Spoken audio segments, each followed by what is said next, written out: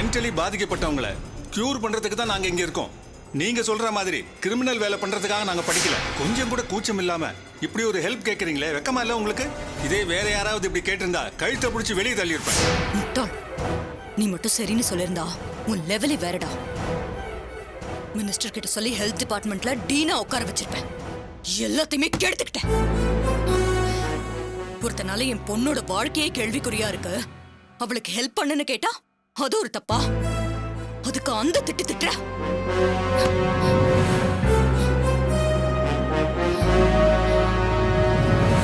Madam, என்ன? Doctor Avinash உங்களை பார்க்க வந்திருக்கிறார்.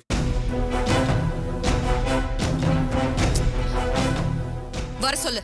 Okay madam. இவன் எதுக்கு வந்திருக்கான்? ஒருவேளை கிழவன் நான் சொன்ன டீலுக்கு ஒத்துக்கிட்டானோ?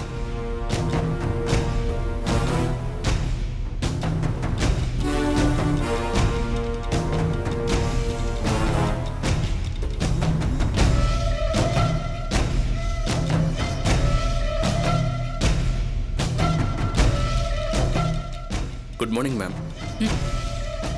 உட்காருங்க. தேங்க்யூ. சொல்லுங்க, உங்க டாக்டர் என் பிளானுக்கு ஒத்துக்கிட்டாரா? இல்ல மேடம், அவர் இதுக்கு சம்மதிக்கவே மாட்டாரு. எப்போ நீதி, நேர்மை, தொழில் தர்மம்னு அதை பத்தியே தான் பேசிக்கிட்டு இருப்பாரு. ஆனா என்னால அது முடியும் மேடம்.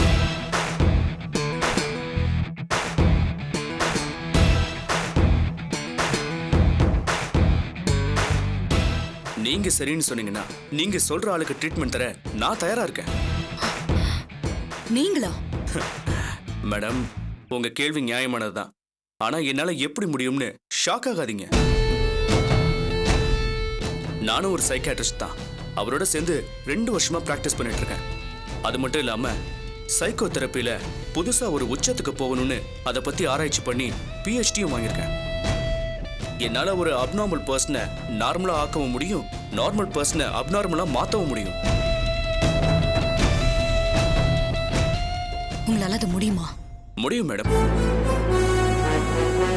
நான் அவர்கிட்ட வேலை பார்க்கறது அவரோட ட்ரீட்மெண்ட் மெத்தடை தெரிஞ்சுக்கிறதுக்காக தான். மற்றபடி நானே ஒரு கவுன்சிலிங் சென்டர் ஆரம்பிக்கலான்னு அந்த ஐடியாவில் இருக்கேன்.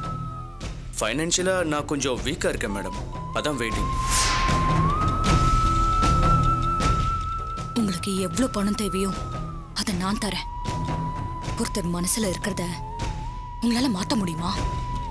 ஒரு பொண்ணோட ஞாபகத்தை டோட்டலா மறக்கடிக்கணும். என்னால் அது முடியும் மேடம். நம்மோட ஞாபகங்கிறது நம்ம பிரெயின்ல தான் இருக்கு. அதை சைக்கோ தெரப்பி மூலமா இல்ல மெடிசன் மூலமா ஈஸியா மாத்தலாம். இத கேட்கவே சந்தோஷமா இருக்கு. ஆனா இன்னும் கிளியரா சொல்லுங்க. ஒருத்தர் ஒரு பொண்ணை லவ் பண்ணி அவளை கல்யாணம் பண்ணிக்கிட்டான். அவளை அவன் மறக்கணும். அவளுக்கு பதிலா இன்னொரு பொண்ணை அவன் நினைக்கணும். அவ கூட சந்தோஷமா இருக்கணும். அவளையே லவ் பண்ணணும். இது உங்க ட்ரீட்மெண்ட்ல பாசிபிளா? மேடம், நான் சொல்றத எந்த அளவுக்கு புரிஞ்சுப்பீங்கன்னு தெரியல. ஆனா சிம்பிளா சொல்ல முயற்சி பண்றேன். நாம ஒருத்தரை லவ் பண்றது, ஒருத்தர் மேல பிரிய வைக்கிறது, இது எல்லாமே பிரெயினோட நியூரான் சம்பந்தப்பட்ட விஷயம். அதை நம்மால மாத்த முடியும்னா பழைய நினைவுகளை நம்மால மாத்த முடியும்.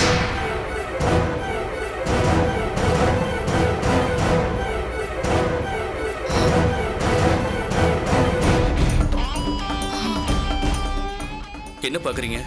நான் அவினாஷ்ங்கிறதும் நான் டாக்டரோட அசிஸ்டன்ட்ங்கிறதும் உங்களை எதுக்காக பார்க்க வந்தேங்கிறதும் உடனே ரீகால் பண்ணிக்கிறீங்க. ஏன்னா என்னை பத்தின தகவல் உங்க ஞாபக அடுக்குல இருக்கு. அந்த நினைவுகளை நாம மாத்திட்டோம்னா என்னை யாருன்னு கேட்பீங்க. சொன்னாலும் உங்களுக்கு புரியாது. Oh my God. நான் உங்களை டோட்டலா மறந்துடுவேனா? ஆமா மேடம், சில பேருக்கு வயசானதுக்கு அப்புறம் சொந்த பொண்டாட்டி பிள்ளைங்களே அடையாளம் தெரியாது. அதே மாதிரி தான் இதுவும்.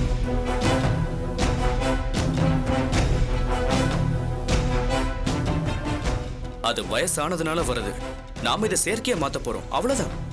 என்னால இது முடியும். Super, fantastic. கேட்கவே ஆச்சரியமா இருக்கு. அப்படின்னா நான் சொல்றவருக்கு ட்ரீட்மெண்ட் தரீங்களா? அவனோட வைஃப் அவன் சுத்தமா மறந்துடணும். நான் சொல்ற பொண்ணை அவன் கல்யாணம் பண்ணிக்கணும். அது நடக்குமா? நிச்சயமா நடக்கும் மேடம். நீங்க ஆளை மட்டும் காட்டுங்க. முதல்ல கவுன்சிலிங் மூலமா ட்ரை பண்ணி பார்ப்பேன். அதுக்கு சரிப்படலனா மெடிசன் மூலமா அவரை மாத்திடலாம். அதுக்கப்புறம் நீங்க யாரை சொல்றீங்களோ அவங்கள அவர் கல்யாணம் பண்ணிப்பாரு.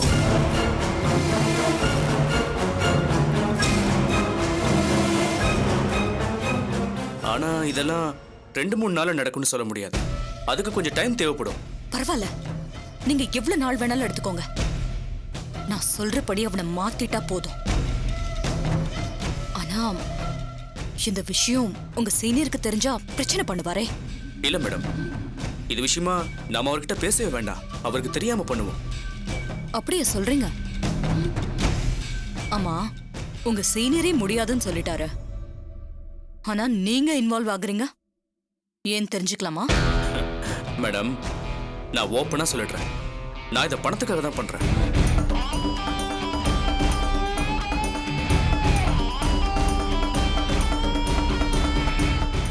எனக்கு வாழ்க்கையில நிறைய சம்பாதிக்கணும், கார் பங்களான்னு வசதியா வாழணும், ஃபாரின் போகணும்னு நிறைய ஆசையெல்லாம் இருக்கு. அதுக்கெல்லாம் பணம் தேவையா இருக்கு மேடம். ஆனா என்னோட குறிக்கோள் பணம் மட்டுமே நினைச்சிடாதீங்க. என்னோட ப்ரொஃபஷன்ல நிறைய சாதிக்கணும், எக்ஸ்பெரிமெண்டலா ஏதாவது செஞ்சு பேர் எடுக்கணும்னு ஆசையா இருக்கு. இது ரெண்டுத்தையும் மனசுல வச்சுக்கிட்டு தான் இதை ஒரு சேலஞ்சா எடுத்து செய்யலாமேன்னு வந்தேன். என்னோட தேரி ரொம்ப சிம்பிள் மேடம். அடுத்தவங்களோட தேவையை நிறைவேற்றி அது மூலமா பேரும் புகழும் சம்பாதிக்கணும். அதான் என்னோட பிரின்சிபல். உங்களுக்கு என் மேலேயோ என் திறமை மேலேயோ நம்பிக்கை இருந்தா இந்த அசைன்மெண்ட் என்கிட்ட கொடுங்க.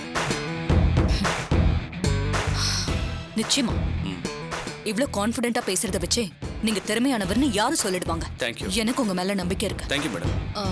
உங்களை சத்யான்னு ஒருத்தர் மீட் பண்ணுவாரு. அவர் மூலமா எங்க, எப்போ, யாருக்கு ட்ரீட்மெண்ட் கொடுக்கணுங்கிற டீடைல்ஸ நீங்க தெரிஞ்சுக்கோங்க.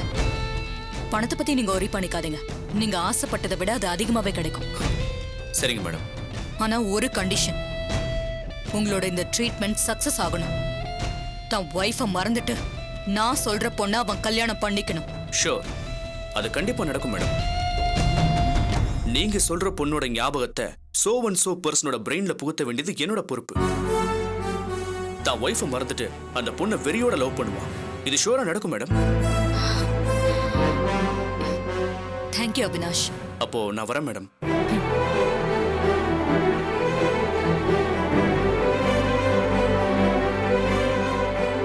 தமிழ், இனி உன்னால சாருவை மட்டும்தான் நினைக்க முடியும். துளசிய நீ மறப்படா, மறந்துருவ.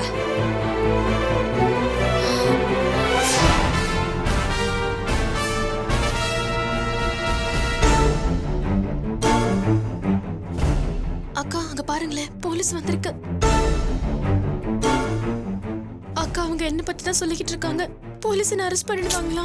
நீ கற்பனை பண்ணி கண்டதே உளராத. அவர் என்கொயரிக்காக வந்திருப்பாரு, அதனால அமைதியா வா. சரிக்கா, அவர் ஏதாவது கேட்டாருன்னா? உடம்பு சரியில்லை, பேச கஷ்டமா இருக்குங்கிற மாதிரி நடி. அவனை அடிச்சேன், இழுத்து போட்டேன், காணாம போயிட்டான்னு எதையும் உளறி வைக்காத. இல்லக்கா, நான் பேசவே மாட்டேன். சரி வா, பாத்துக்கலாம். வாங்கம்மா, காலேஜ் அதுக்குள்ள முடிஞ்சிருச்சா? இல்ல சார், இவளுக்கு உடம்பு கொஞ்சம் முடியல, அதான் பாதியிலேயே வந்துட்டோம். நான் பசங்களை பார்த்து பேசின அப்புறம் காலேஜில் ஒன்றும் பிரச்சனை இல்லையே? இல்ல சார், ரொம்ப குவைட்டா இருக்காங்க. சரிம்மா, சிவா விஷயமா இவங்களை பார்த்து விசாரிச்சுட்டு போலான்னு வந்தேன். உங்க மகனுக்கு ஊர்ல யாராவது வேண்டாதவங்க இருக்காங்களா? இல்லைங்கய்யா, யாரோட வம்பு தும்புக்கும் போகவே மாட்டான். பிரச்சனை அவனால தான் வரணும்னு இல்லம்மா. சும்மா சைக்கிள்ல போறப்போ லேசா உரசனா கூட அதையே காரணமா வச்சு வம்பு வளர்த்து கொலை செய்யற அளவுக்கு போயிடுறாங்க. அந்த மாதிரி யாரோடையாவது சண்டை நடந்திருக்கா? இல்லைங்கய்யா, அவன் எப்போ ஒரு நாள் தான் ஊருக்கு வருவான். வந்தாலும் ஒரு நாள் தங்கிட்டு உடனே கிளம்பிடுவான். அங்க அவனுக்கு எதிரிங்கன்னு யாருமே இல்ல. சொத்தை வச்சு பங்காளி சண்டை ஏதாவது இருக்காமா? எனக்கு இருக்கிற ஒரே சொத்து என் மகன் தாங்கய்யா. மற்றபடி எங்களுக்கு சொத்தும் கிடையாது, சொந்தமும் கிடையாது. நல்ல பையன்றீங்க, யாரோடையும் பிரச்சனை இல்லைன்றீங்க. அவனை யார்தாமா கொண்டு இருப்பாங்க?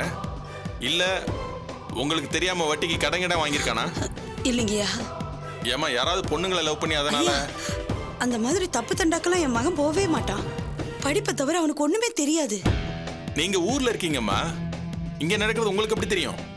ஒருத்தனை கொலை பண்றாங்கன்னா அது காரணம் ஒண்ணு காசா இருக்கணும், இல்ல சொத்து தகராறா இருக்கணும், இல்லைன்னா பொம்பளை விவகாரமா இருக்கணும்.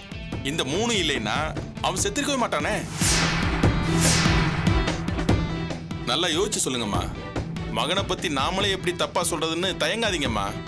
உண்மையை சொன்னா தான் என்னால குற்றவாளியை கண்டுபிடிக்க முடியும். உங்க மகன் பொண்ணுங்க விஷயத்துல எப்படி அப்படி இப்படி இருந்தானா? சத்தியமா சொல்றியா? அந்த மாதிரி தப்பான வழிக்கெல்லாம் அவன் போகவே மாட்டான். ஆமா சார், இங்க படிக்க வந்தப்போ நான் கூட அந்த பையனை பார்த்திருக்கேன்.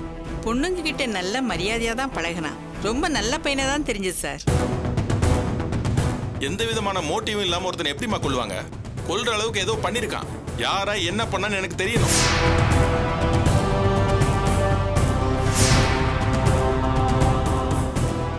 சார் நீங்க பேசிட்டு இருங்க, நான் காஃபி எடுத்துட்டு வரேன். வா நிலா. காஃபி எல்லாம் வேணாமா? உங்களையும் கொஞ்சம் விசாரிக்க வேண்டியிருக்கு. சார் காஃபி குடிச்சிட்டே விசாரிக்கலாம்ல. அம்மாடி நீங்க பேசிட்டே இருங்க, நான் போய் காஃபி போட்டு கொண்டாடுறேன். உள்ள கூப்பிட்டு உட்கார வைங்க. வாங்க சார், உள்ள வாங்க. நீங்க ஜீப்ல வெயிட் பண்ணீங்க. Okay sir.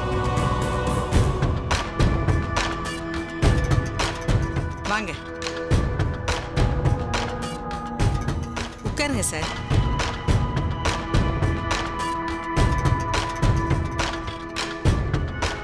சொல்லுங்க சார், உங்களுக்கு என்ன தெரியணும்? சிவா குரூப் ஸ்டடீஸ்க்காக கடைசி இங்கே தான் வந்திருக்கான். ஸ்டடீஸ் முடிச்சுட்டு ஃப்ரெண்ட்ஸோட போனான்னு நீங்களும் சொன்னீங்க. சுமார் எத்தனை மணிக்கு போயிருப்பான்? 8 மணிக்கெல்லாம் கிளம்பிட்டாங்க சார். அவன் திரும்ப வரலையா? இல்ல சார். ஆனா யாரையோ பார்க்கணும்னு அவன் ஃப்ரெண்டு சீனு கிட்ட சொல்லிட்டு திரும்ப வந்திருக்கானேம்மா. ராத்திரி 10:30 வரைக்கும் இந்த ஏரியால தான் இருந்திருக்கான். லாஸ்டா இந்த ஏரியா டவர்ல தான் அவன் செல்போன் சிக்னல் இருந்திருக்கு. அதுக்கப்புறம் சுவிட்ச் ஆஃப் பண்ணிருக்காங்க. சார் சீனு ஏற்கனவே இதை பத்தி கேட்டாரு. சிவா யாரையோ பார்க்கணும்னு திரும்ப வந்திருக்காரு. ஆனா எங்களை பார்க்க வரல சார். ஏமா நீ அவனை பாத்தியா? பார்த்தேன் சார். எப்பமா பார்த்த? இல்ல சார், நான் பார்க்கல சார். அவன் ஃப்ரெண்ட்ஸோட சேர்ந்து அப்பவே போயிட்டான் சார். என்னம்மா இது பார்த்தேங்குது பார்க்கலைங்குது? இல்ல சார், அவ ரொம்ப முடியாம இருக்கா. காலேஜ்லயும் மயக்கம் போட்டு விழுந்துட்டா. நீங்க கேக்குறத அவளால சரியா அப்சர்வ் பண்ணிக்க முடியல, அதான் அப்படி பேசுறா. ஐயா காஃபி.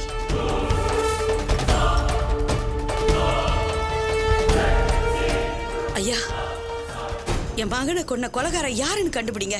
அவனை என்கிட்ட ஒப்படைங்க. நான் தூக்கல தொங்குனாலும் பரவாயில்ல, அவனை என் கையால கொன்னுட்டு தான் நான் சாவேன்.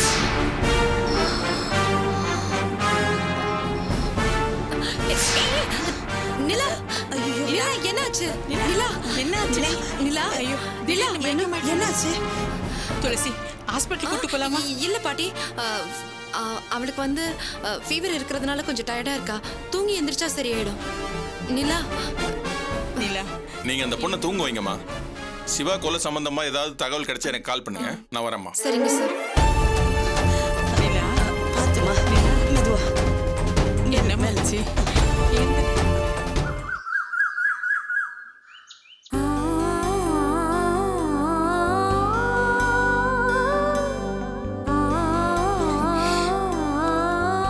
என்னங்க என்னங்க? Good morning. எந்திரிச்சு காஃபி குடிங்க, மணி 6 ஆகுது. எனக்கு தூக்கமா வருதுமா, டிஸ்டர்ப் பண்ணாதம்மா. இப்ப எந்திரிக்க போறீங்களா இல்லையா?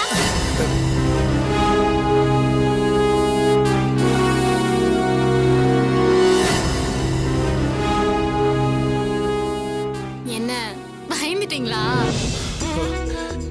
என் செல்லம் இல்ல, இப்ப எந்திரிச்சா தானே குளிச்சு டிஃபன் சாப்பிட்டு ஹோட்டலுக்கு போக முடியும். இந்தாங்க குடிங்க. நான் இன்னும் பிரஷ் பண்ணலம்மா, அதுக்குள்ள காஃபி என்னட்றிய? நீங்க இப்படி சொல்லுவீங்கன்னு தெரியும். நான் அதுக்கும் ஏற்பாடு பண்ணிருக்கேன். கைய நீட்டுங்க. புடிங்க, வரேன்.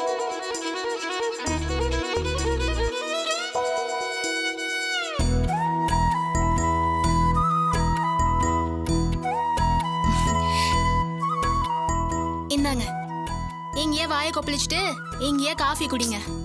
எதுக்குமா இதெல்லாம்? 2 நிமிஷம் ஆகுமா? நான் போய் பல்லு வலிக்கிட்டு வந்துடுறேன். அதெல்லாம் குளிக்கிறப்போ பண்ணிக்கலாம். நான் சொல்றது மட்டும் செய்யுங்க. இந்தாங்க, புடிங்க. இன்னொரு வாட்டி கொப்பளிங்க. இந்தாங்க, இந்தாங்க பேப்பர். படிச்சு முடிச்சிட்டு குளிச்சுட்டு வந்துருங்க.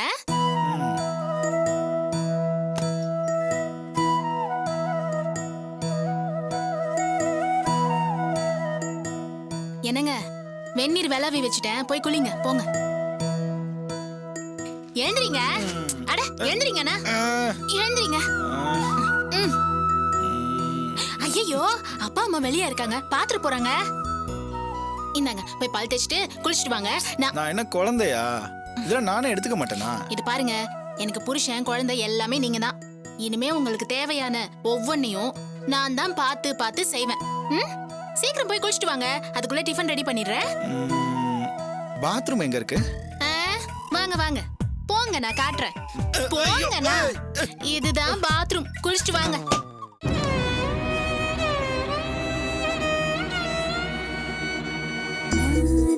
ஐயோ என்னது இது? சரியாவே தலைய தோட்டாம வந்துட்டீங்க. வாங்க வந்து உட்காருங்க. இப்படி நல்லா தோட்டணும். போதுமா? இருங்க, நீங்க எங்க போறீங்க? உட்காருங்க, நான் சட்டை பேண்ட் அயன் பண்ணி வச்சிருக்கேன், எடுத்துட்டு வந்துடுறேன்.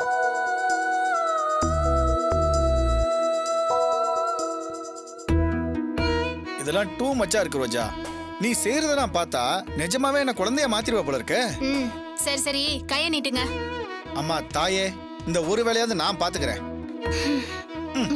தயவு செஞ்சு நீ போய் டிஃபன் எடுத்து வை. வாங்க வாங்க, எல்லாத்தையும் சுட சுட ரெடியா எடுத்து வச்சிடுறேன்.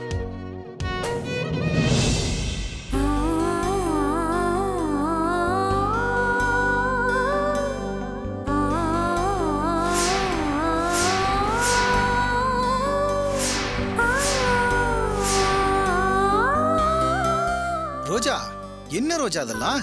இவ்ளோ ஐட்டம் செஞ்சு வச்சிருக்க? இது எல்லாமே உங்களுக்காக தான். ஹோட்டல்ல வகை வகையா சாப்பிட்டுருப்பீங்க, அதே மாதிரி வீட்லயும் சாப்பிட வேணாமா? விதவிதமா சமைச்சாலும் ஹோட்டல்ல ஒரே ஒரு ஐட்டம் தான்மா சாப்பிடுவேன். பாத்தீங்களா, ருசியா சமைக்கிறவங்க சரியா சாப்பிட மாட்டாங்கன்னு சொல்லுவாங்க. அது உங்க விஷயத்துல சரியா போச்சு. எங்கேயாவது ஒழுங்கா சாப்பிடுங்க, உட்காருங்க. உனக்கு எதுக்குமா இவ்ளோ கஷ்டம்? நான் என் புருஷனுக்காக செய்யறேன், இதுல கஷ்டப்பட என்ன இருக்கு? உட்காருங்க. அட உட்காருங்கன்ற.